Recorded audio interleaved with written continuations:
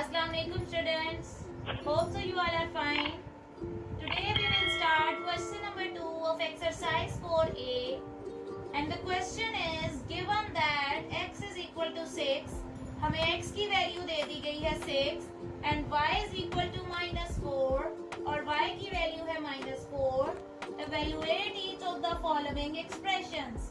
जो हमने इससे पिछले क्वेश्चन में अलजेब्रिक एक्सप्रेशंस किए थे, अब ये वही अलजेब्रिक एक्सप्रेशंस हैं. इसमें हमें x एंड y की वैल्यू दे दी गई है और हमें ये कहा गया है कि x एंड y की वैल्यू को इन अलजेब्रिक एक्सप्रेशन में पुट करके आप इन एक्सप्रेशंस को इवैल्यूएट करें, यानी कि इसका कोई फर्दर आंसर फाइंड आउट करें. कि जब हम इसमें x एंड y की जगह x is equal to 6 and y is equal to -4 substitute करेंगे या पुट करेंगे तो आपके पास इसका क्या आंसर आता है. ठीक है, तो हमें गिवन है कि x की वैल्यू है 6 और y की वैल्यू है -4. ठीक है, तो अगर हम इस एक्सप्रेशन में, हमारे पास एक्सप्रेशन है 4x - 7y, इस एक्सप्रेशन में अगर हम वैल्यूज पुट करते हैं 4, x की जगह हम पुट करते हैं 6. लेकिन अगर आपको याद हो, मैंने जब इस यूनिट का इंट्रोडक्शन दिया था तो मैंने आपको बताया था कि कोफिशिएंट और वेरिएबल आपस में मल्टीप्लाई हो रहे हैं. तो अब यहाँ पे अगर मैं 6 और 4 के दरमियान में कुछ भी नहीं लिखूंगी तो इसका मतलब ये नंबर तो 46 बन गया. तो इनको मल्टीप्लिकेशन शो करने के लिए ब्रैकेट लिखी जाती है. ठीक है, -7, इसी तरह से y 7 के साथ मल्टीप्लाई हो रहा है और मल्टीप्लाई के लिए हम ब्रैकेट यूज करते हैं. तो y की वैल्यू क्या है -4, तो y की जगह अब क्या लिखा जाएगा -4. Now 4 6 times 24, minus will become plus. ठीक है, ये चीज तो आप पहले भी कर चुके हैं ना कि अगर ब्रैकेट के बाहर और अंदर वाली वैल्यू के साइन जो है वो फ्लिप हो जाते हैं तो माइनस माइनस प्लस हो जाएगा.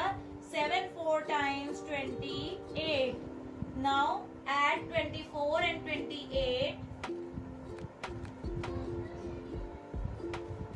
8 9 10 11 12. 12 plus 1 is carry. 2 plus 2 4. 4 plus 1 is 5. So 24 plus 28 will become 52.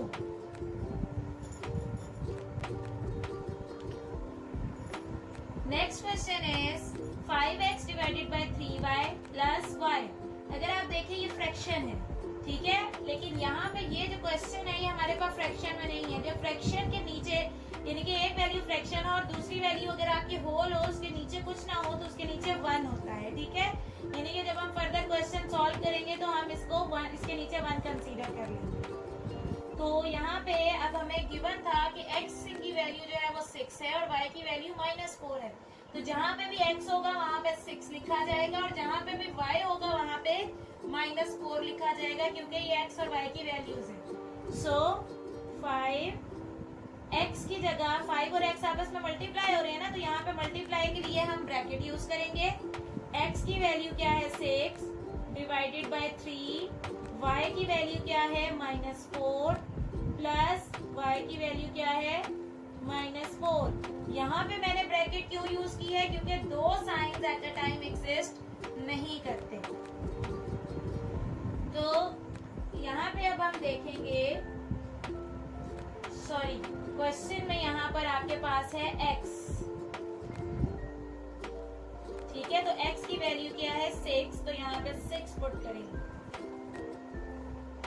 So 5 6 times 30 divided by 3 4 times 12 और साथ इस वैल्यू के साथ कोई साइन नहीं है, इसके साथ माइनस है. So plus minus is minus plus 6. ठीक है, जब मैंने प्रीवियस लेक्चर्स आपको फ्रैक्शन के से रिलेटेड दिए थे तो मैंने आपको ये चीज बताई थी कि फ्रैक्शन में अगर नेगेटिव साइन नीचे हो या ऊपर हो, वो पूरी फ्रैक्शन के साथ होता है, तो हम उसको नीचे भी लिख सकते हैं, ऊपर भी लिख सकते हैं. क्योंकि जब ये फ्रैक्शन सॉल्व होगी तो सॉल्व होने के बाद आपके पास जो भी सिंगल वैल्यू आएगी उसके साथ तो नेगेटिव साइन आएगा ही आएगा. ठीक है, तो इसलिए फ्रैक्शन की में जब नेगेटिव साइन एग्जिस्ट करे तो वो साइन ऊपर हो या नीचे हो उससे कोई फर्क नहीं पड़ता। यानी कि मैं इसको इस तरह से भी लिख सकती हूँ कि ये है -30 डिवाइडेड बाय 2। ठीक है, वो मैंने क्यों किया है, क्योंकि अब यहाँ पे ये फ्रैक्शन है, इसके दरमियान में प्लस है, इसके नीचे अगर मैं कुछ भी नहीं है तो 1 ले लूँ, तो जब भी दो फ्रैक्शंस के दरमियान में प्लस या माइनस आता है तो उसका एलसीएम लिया जाता है, और एलसीएम हम नेगेटिव वैल्यू का नहीं लेते, इसलिए मैंने उस माइनस को ऊपर शिफ्ट कर दिया। ठीक है, अब 12 और 1 का सिंपल सी बात है कि अगर 1 के साथ किसी भी चीज का एलसीएम ले तो वो वही एलसीएम आता है। तो 12 और 1 का एलसीएम क्या होगा, 12। एलसीएम लेने के बाद हम डिनोमिनेटर पे चेक करते हैं कि कितने टाइम्स आपका एलसीएम बनता है। 12 1 time and 1 12 time 12, so minus sign 31 time 30, 6 12 times क्या होगा आपके पास, 6 2 time 12, 1 will become carry, 6 1 time 6 72। ठीक है, -30 प्लस 72। अब ये बात भी आपको याद होनी चाहिए कि जब आप किसी भी वैल्यूज को ऐड या सब्ट्रैक्ट कर रहे होते हैं तो आपके पास सबसे पहले तो जब हम उसे सॉल्व करते हैं तो जो बड़ी वैल्यू का साइन है हम वो लिख देते हैं।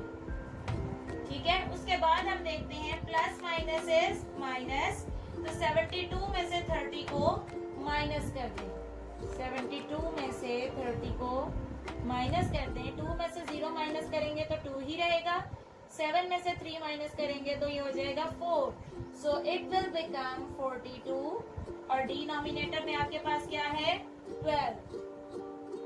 अब अगर हम देखें दोनों इवन नंबर्स हैं तो इन दोनों इवन नंबर्स की को हम कैंसिल आउट कर सकते हैं। 2 2 time 4, 2 1 time 2, 2 6 times 12, so it will become 21 divided by 6। यहाँ से मैंने प्लस साइन इसलिए रिमूव कर दिया है कि स्टार्ट में प्लस के साइन होने या ना होने से कोई फर्क नहीं पड़ता। ठीक है, अब फर्दर अगर हम देखें तो ये दोनों नंबर 3 के टेबल में आ रहे हैं, 3 2 time 6, 3 7 time 21, so it will become 7 divided by 2। तो अब हम डिवाइड कर देंगे 7 को 2 से, क्योंकि ऊपर बड़ी वैल्यू है,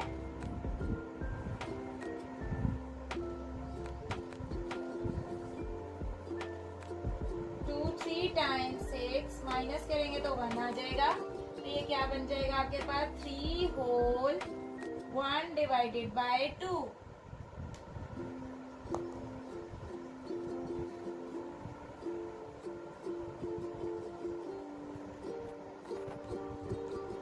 So C part is 2x square minus y cube। अब 2x की पावर 2 है और y की पावर क्या है 3, and x is equal to 6 and y is equal to -4। ये वैल्यू आपको क्वेश्चन में गिवन है। ठीक है, बाय पुटिंग वैल्यूज 2, x की जगह क्या आएगा आपके पास 6, तो x का स्क्वायर था तो अब x की वैल्यू का स्क्वायर हो जाएगा, माइनस y की वैल्यू क्या है -4। मैंने ब्रैकेट इसलिए यूज की है क्योंकि ये नेगेटिव तो आपका क्वेश्चन में था और ये नेगेटिव आपका y की वैल्यू का नेगेटिव है, और वैसे भी इसका हमने क्यूब लेना है और दो sign at a time exist नहीं करते, इसलिए मैंने उसे ब्रैकेट से सेपरेट कर दिया। और ये बात मैंने पहले भी बताई थी कि जब आपके पास स्क्वायर्स आ जाती हैं तो सबसे पहले स्क्वायर्स को सॉल्व किया जाता है। तो यहाँ पे 6 का स्क्वायर है, 6 के स्क्वायर का मतलब है 6 multiply by 6 which is equal to 36। so 2 6 का स्क्वायर क्या है, किसके इक्वल है 36 के, माइनस अब नेक्स्ट वन है -4 रेज टू द पावर 3, तो इसका मतलब है -4 की पावर 3 का मतलब है -4 multiply -4 multiply by -4 3 time multiply होगा, so minus minus will become positive, 4 4 time 16, ठीक है, and last -4 as it is. Now plus minus will become minus, 16 4 time 64। तो अब अगर आप देखें -4 रेज़ टू द पावर 3 को जब हमने सॉल्व किया तो वो किसके इक्वल है -64।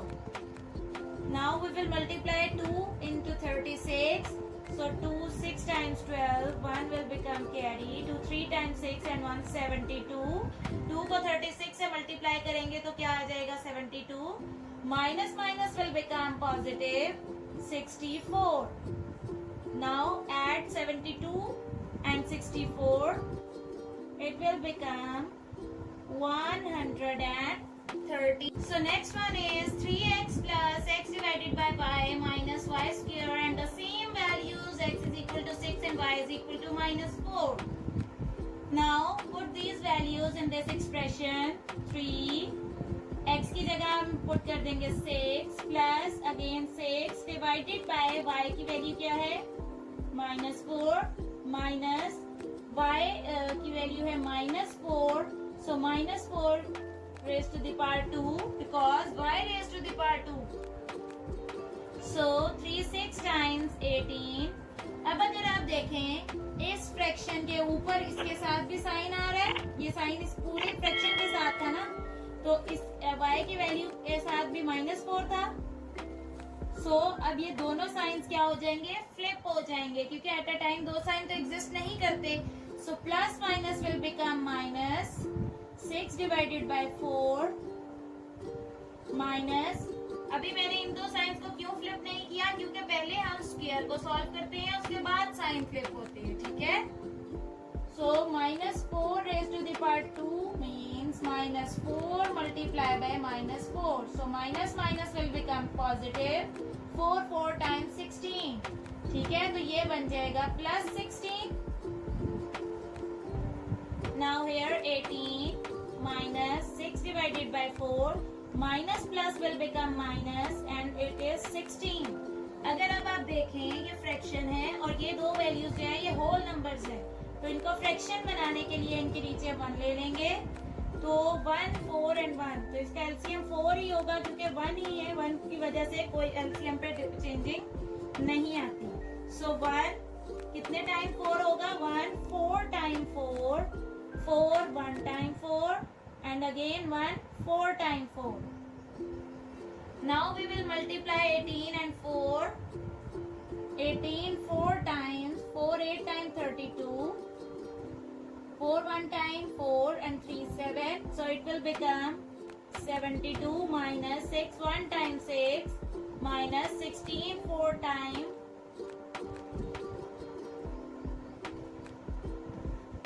64.